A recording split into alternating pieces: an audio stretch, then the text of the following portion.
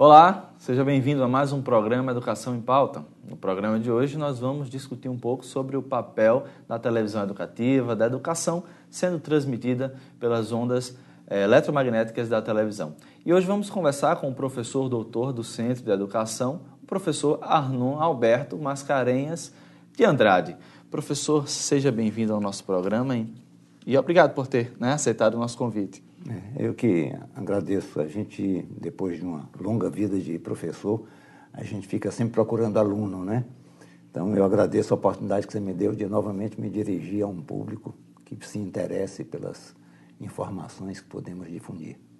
O professor coordena também a base de pesquisa no Centro de Educação, estudos e pesquisas em meios de comunicação e educação do Programa de Pós-Graduação em Educação da UFRN. Professor, no nosso programa geralmente a gente faz uma pergunta importante, né? E quando a gente vai falar sobre educação, não tem como se desvincular a formação deste profissional, deste professor, do próprio ser humano. E o senhor é um baiano que veio para Natal há uma longa data, né? Como começou essa sua formação? Tendo em vista que dentro da sua própria casa, me parece que foi a sua primeira escola. Minha mãe foi a primeira professora da cidadezinha onde eu nasci, né? Do povoado quase onde eu nasci, e a escola funcionava na casa onde eu nasci. Eu digo que eu literalmente nasci dentro de uma escola, né? E digo também que não escolhi minha profissão, fui escolhido por ela em virtude exatamente desse envolvimento permanente que eu tinha com a educação. A educação familiar se misturava com a educação escolar, né? De modo que... Naquela época isso era muito forte, né? Muito forte, muito forte. A cidade, para você ter uma ideia, a cidade tinha poucas pessoas com curso superior, né? Tinham pouquíssimas pessoas com curso superior, talvez uma meia dúzia de pessoas com curso superior. Era o médico, era o padre, era a professora, né? Era o delegado de polícia.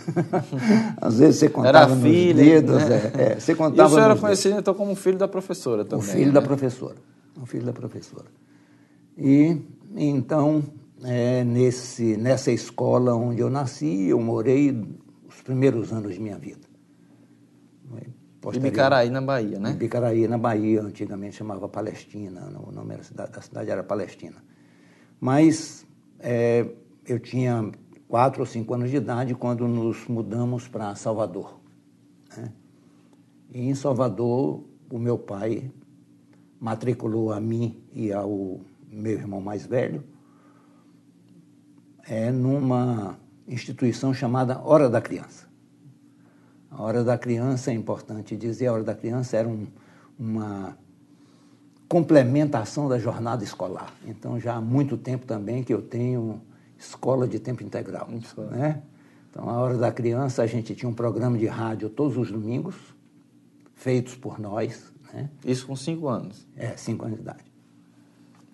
Eu e meu irmão tínhamos tínhamos personagens fixos e todo domingo a gente tinha um diálogo, né? Era Timbo e Tombo, era o nome das personagens. Então trabalhava muito com a área lúdica das crianças, não é? Sim, muito. E a gente mesmo decorava as falas, porque a gente não sabia ler ainda, né? Interessante. Então, muito cedo a gente começou esse tipo de trabalho. Nós tínhamos um programa de rádio todos os domingos e tínhamos uma peça de teatro a cada 6 meses, né? O professor Adroaldo Ribeiro Costa, um dos grandes educadores da Bahia, foi o fundador da Hora da Criança. Era uma pessoa muito bem relacionada, de formas que, através da Hora da Criança, eu conheci pessoalmente Anísio Teixeira, Monteiro Lobato, né? Então, era uma atividade extraescolar, mas que fazia parte dessa integração com as diversas linguagens, a cultura, né? Foi uma experiência extremamente rica. E eu cresci dentro da Hora da Criança. Saí da Hora da Criança quando comecei a trabalhar aos 18 anos. A literatura, então, já estava presente aí com autores de renome nacional. Sim, nós tínhamos nas peças de teatro, por exemplo, a gente recuperava as histórias de La Fontaine, de Esopo, os contos de Grimm, certo? Que vinham não somente para a radiofonização, como iam também para para as peças de teatro. Talvez isso parece que está dando um distanciamento da nossa educação infantil, né, professor? Eu acho que agora está dando uma aproximação, né? Nós temos agora já um número grande de escolas com o processo de integração da jornada escolar, com a aprendizagem de outras linguagens, etc. Já temos a presença de rádio em muitas escolas, né? Tem muitas escolas do município e do estado que têm pequenas emissoras de rádio, né, escolares. Mas eu digo para a educação básica, o contato com a literatura, no caso você tinha 5 anos já, né? Já tinha um contato que eu acho que talvez a gente, as crianças, né, de 5 anos são mais levadas até a atividades físicas do que a atividade cultural, né? É verdade. Mas eu acho que isso se conserta na medida que a gente tenha uma jornada escolar integral, né? As crianças precisam aprender as novas linguagens. As pessoas todas acham que entendem tudo de televisão, mas quando assistem televisão, eles utilizam apenas uma pequena fração do conhecimento de linguagem da TV, de linguagem audiovisual, né? É o que eu chamo de alfabetização incidental apenas, né? Para você conhecer a linguagem e usufruir de tudo que ela tem para lhe dizer, denotações e conotações. Precisa ter uma visão crítica também, não só de escrever para a televisão. Uma visão crítica, você precisa conhecer o processo de produção do texto. Então, isso é importante, por exemplo, que os próprios alunos, mais para frente, ensino médio, pudessem ter alguma disciplina que visse uma visão da crítica da mídia, certeza, né? Com certeza, com certeza. Eu acho que o IF está num bom caminho, porque o IF oferece esse tipo de formação permanentemente. Eu tenho uma neta que está fazendo multimídia no IF, né? Então, eu sinto já com muita alegria de que essas coisas que comigo aconteceram espontaneamente, hoje estão acontecendo de forma mais regular com as crianças. Na sua formação, o senhor também acompanhou, teve contato com o Glauber Rocha, né? Sim. Então, quer dizer, desde a infância, o contato com rádio, pessoas de influência na literatura e na televisão, foi uma trajetória meio que foi te direcionando para ser esse pesquisador que é hoje, né? E, por sinal, o primeiro diretor da TV universitária, teve experiência na TVE também na Bahia. Então, foi a sua trajetória de formação que foi levando a essas pesquisas nessa área. É verdade. Glauber foi meu colega no Colégio Estadual da Bahia. Ele fazia o curso clássico, eu fazia o curso científico. Temos quase que a mesma idade, com a diferença de 2 ou 3 dias, né? E então participei inclusive de alguns eventos dirigidos por ele, como por exemplo um evento que ficou muito conhecido na época e depois registrado por Edgar Cavalheiro na história da literatura brasileira, que era a teatralização da poesia moderna brasileira. O evento chamava Jogralesca, né?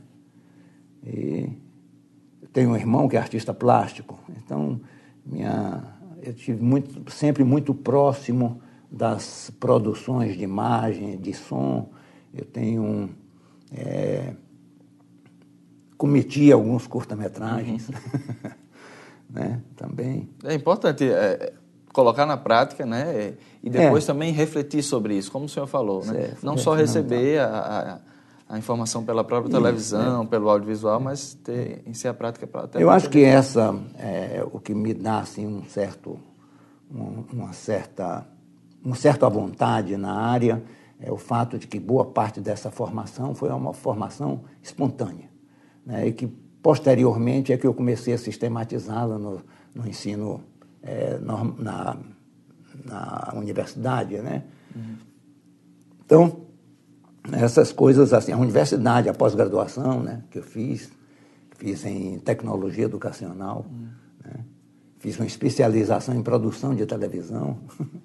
Então, as coisas começaram a se sistematizar, né? Mas começou com uma experiência intensa. Na década de 72, né, a origem da televisão, mas um pouco depois, de 79, o senhor já era doutor, né, nessa área. Isso. E também, quer dizer que, obviamente, o mestrado em 75, mas um período que não se tinha também tantos doutores ou mestres na universidade, ou relativamente. Eu cheguei aqui num processo que, de certa forma, também foi espontâneo, né? Mas em 72 começa a emissão da TV universitária e nessa época eu não morava em Natal, né? É bom fazer essa correção. Em 72 eu coordenava a produção de programas para um projeto educacional Projeto Saci, né? Um projeto Saci, cujo local de experiência era o Rio Grande do Norte.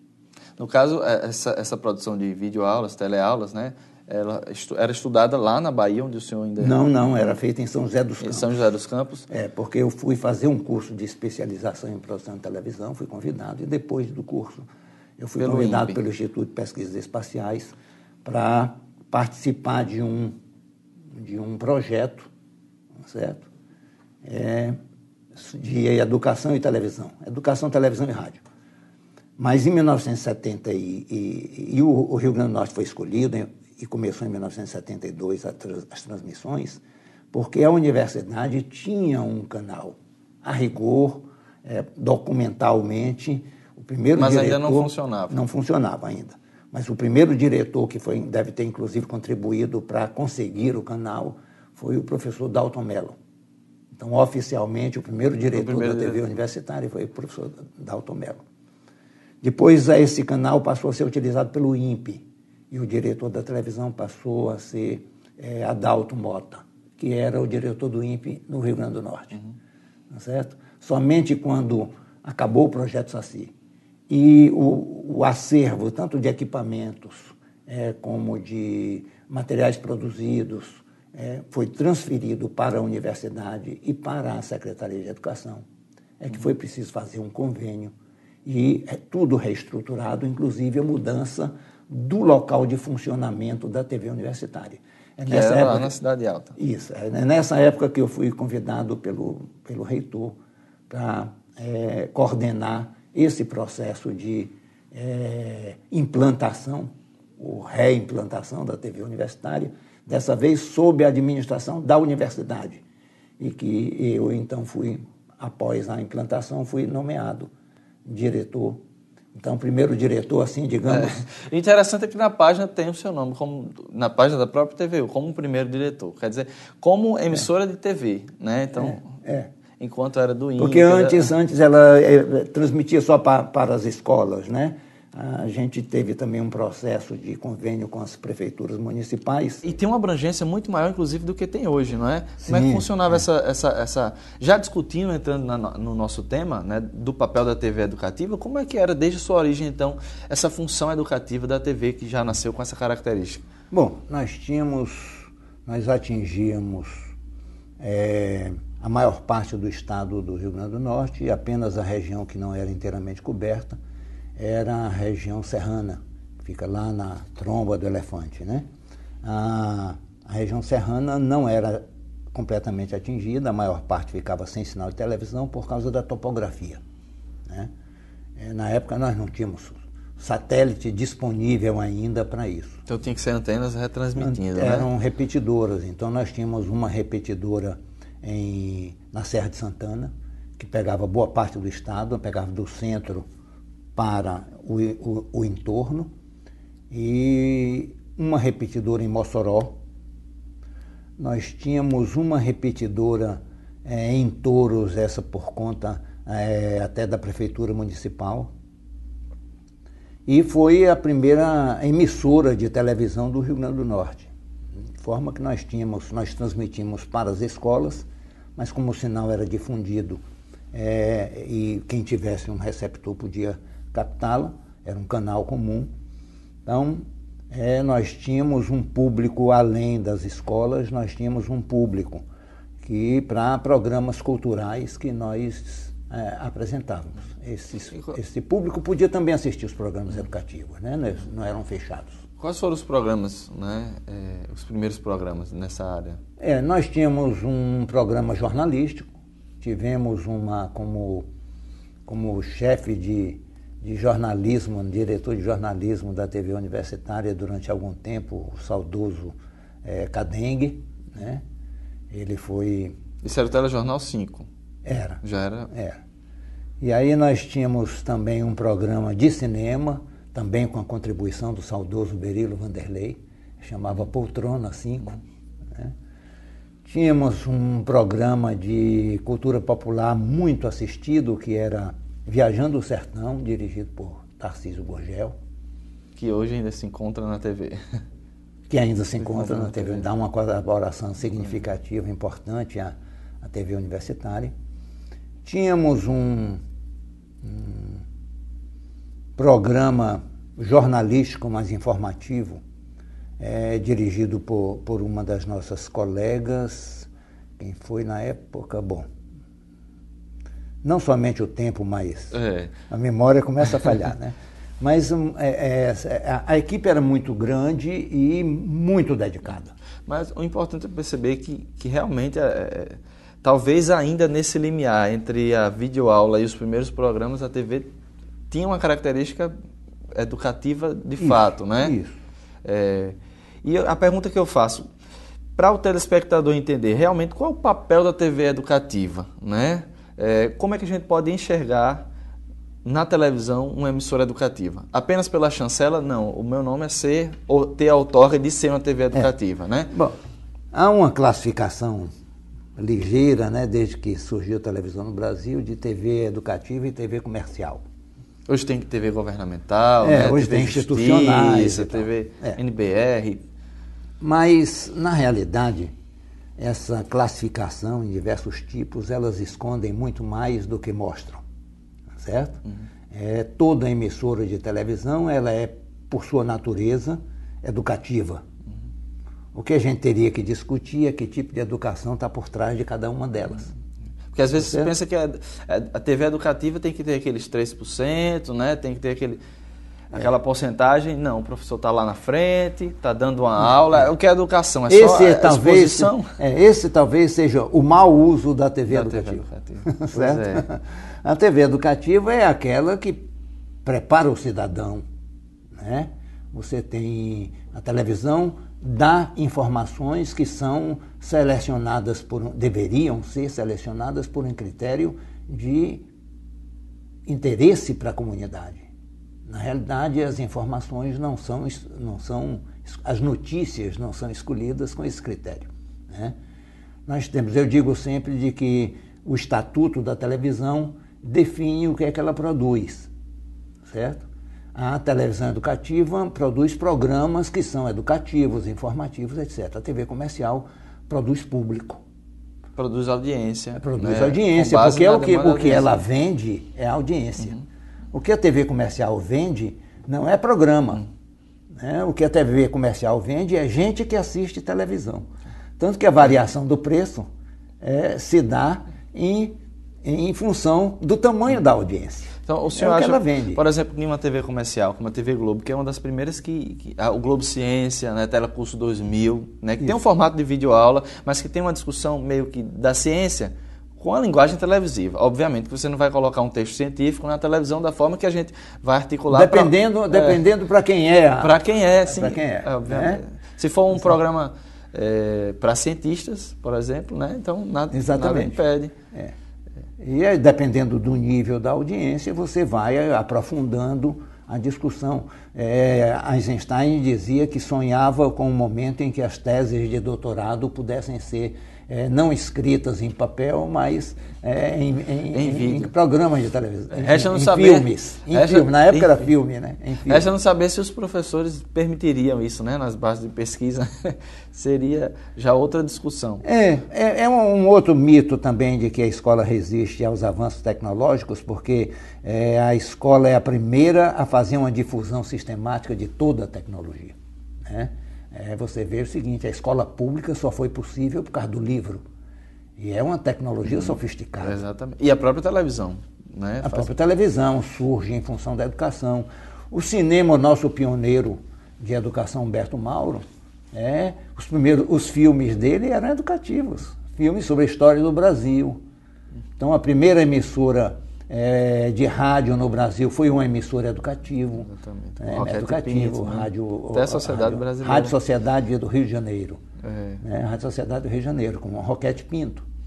Tanto que depois de 10 anos, ele como dono da emissora, ele doou a emissora ao Ministério da Educação. MEC, né? Ao MEC. Que hoje é rádio. Então você vê, a rádio nasce educativa, o TV. cinema nasce educativo, certo? As grandes edições de livros no Brasil até hoje, que sustentam muitos escritores, muitos autores, é a distribuição nas escolas, certo? Então, há um mito de que a educação resiste à tecnologia. Não é verdade. E existe outro mito também de que só existe, né, a programação educativa se tiver uma discussão científica ou de formação humana com base na própria ciência, não é isso, professor? Por exemplo, e a pergunta que eu faço, contextualizando, então existe uma forma de educação ou de instruir a população em um programa como Castelo Rá-Tim-Bum da TV Cultura, a um telejornal da Rede Record, por exemplo, né? Exatamente. Só que qual a diferença, então? A diferença é que o telejornal da Record não é feito para educar. Não tem essa função. Não tem essa função, e não tem essa função não significa não é necessário ter essa função. Era necessário ter essa função. Porque aí a seleção seria em termos de não pautar a violência. Não dá espaço, por exemplo, a se imaginar que a maior parte da população se comporta do modo que eles apresentam. Não é verdade. É um estereótipo, né? Estereótipos, cada dia... estereótipos, interesse de sensacionalismo para ter audiência, porque a preocupação deles é ter audiência. Seja Record, seja Globo, seja Bandeirantes, seja qualquer uma delas. Para TV comercial. Certo? Então a TV comercial é por consequência que termina sendo uma forma de educativa pela instituição da informação. A TV comercial, que deveria ser educativa, mas que ela é utilizada nos seus recursos de expressão para vender produtos e passar um certo modelo de sociedade. É bom que se diga também que, mesmo que seja a TV comercial, a TV pública, a TV governamental, todas são outorgadas, né, de um espectro audiovisual, ou seja, todas são TV públicas, né, isso é sentido primário. Isso, os canais de TV são bens públicos, né? Eles deveriam sofrer uma certa limitação. Mas você tem, por exemplo, para o governo não renovar uma concessão de televisão, difícil. É muito difícil, porque até isso eles colocaram o quórum para renovar ou não é feito pelo Congresso, e o quórum para renovar ou não uma concessão é igual ao quórum para mudar a Constituição. Você me imagina, pois isso é um negócio assim. Não é sensato. Pois é, essa é a Constituição que tem tantas coisas que são incluídas. A gente ainda não fez, não atualizou, imagina, cancelar um direito de uma emissora como a Globo, por exemplo. Né? A minha experiência com relação à televisão, ela me dá assim, uma certeza muito grande, é que nós nos desenvolvemos em termos de televisão, nos desenvolvemos muito do ponto de vista tecnológico. Eu estava dizendo que a televisão era cinza claro e cinza escuro, e hoje você tem a TVU, né? A TVU. A TVU tinha uma dificuldade, então... Tinha muitas dificuldades de instalação, o pé direito... Quando você diz a questão do preto e branco, aqui, como era essa classificação? Existe uma TV colorida, uma preto e branca e a TVU... E a TV universitária, que era cinza claro e cinza escuro. Tem outra pergunta, né? Inclusive no seu site pessoal, e a gente já está terminando o programa, mas eu acho que é uma pergunta interessante, já que a gente está falando no papel da TV, né? Obviamente do rádio, da televisão. Quando a gente fala, a gente vai para um livro do McLuhan, né? Que inclusive alguns professores ainda gostam de usar. Mas no seu caso, no seu site pessoal, o senhor até faz como se fosse uma intertextualidade, uma contrafação ao livro dele, né?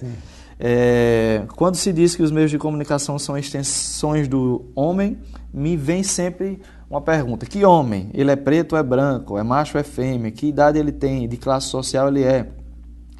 Em que país ele vive, né? É aquela discussão de meios de comunicação de massa ou meios de comunicação como extensão do homem, que é o nome do livro dele.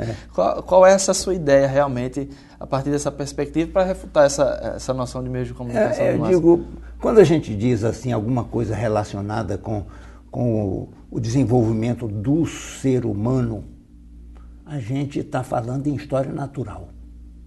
Porque se você fala em história propriamente, como um estudo social do desenvolvimento do ser humano, você tem que compreender de que esse ser humano vive dividido numa sociedade em classes sociais, em grupos humanos diversos. Certo? Então você tem sociedades em que a relação homem-mulher é uma relação absolutamente terrível de dominação. Então quando você diz assim, isso é uma extensão do homem, que homem? Que homem. Certo? No lugar dominado pelos fundamentalistas do Islã, você tem o homem é o poder absoluto. A mulher não pode sequer mostrar além dos olhos em determinadas situações. Então você veja que, nesse momento, você não pode dizer que é a extensão do ser humano qualquer coisa que seja. É muito generalista, né? É muito generalista. Então, eu acho que essa escala em que ele escolhe para situar a relação entre a tecnologia e o uso social é uma escala que ele perdeu de vista essa divisão. Ele é canadense, né? É. Então tem... O que está perto dele é uma sociedade um pouco mais desenvolvida do que a nossa, né? Exatamente. Você imagina. Que tem um domínio hegemônico, né? Um certo domínio hegemônico. Exatamente. Então, você... É por isso que eu faço a crítica, certo? A nossa televisão não é uma extensão do ser humano, ele é uma extensão do poder de uma certa classe social. Exatamente. Professor Arnon, agradecemos a sua participação. Com certeza a gente passaria aqui horas e horas discutindo ainda o papel da televisão. A gente fez apenas uma introdução, mas já convidamos para outra oportunidade de estar aqui no programa Educação em Pauta. Sim, fica a minha oferta, inclusive, já que vocês têm cursos de mídia, etc., se vocês se interessarem e algum dia vierem a produzir uma série de programas sobre linguagem dos diversos meios, o uso social dos diversos meios, eu estou à disposição de vocês. Com certeza, iremos fazer esse contato. E você de casa, muito obrigado pela sua audiência. O programa Educação em Pauta é transmitido todos os sábados, às 10 horas da manhã, pela TV Câmara, com reprise aos domingos também no mesmo horário. Até a próxima semana. Tchau.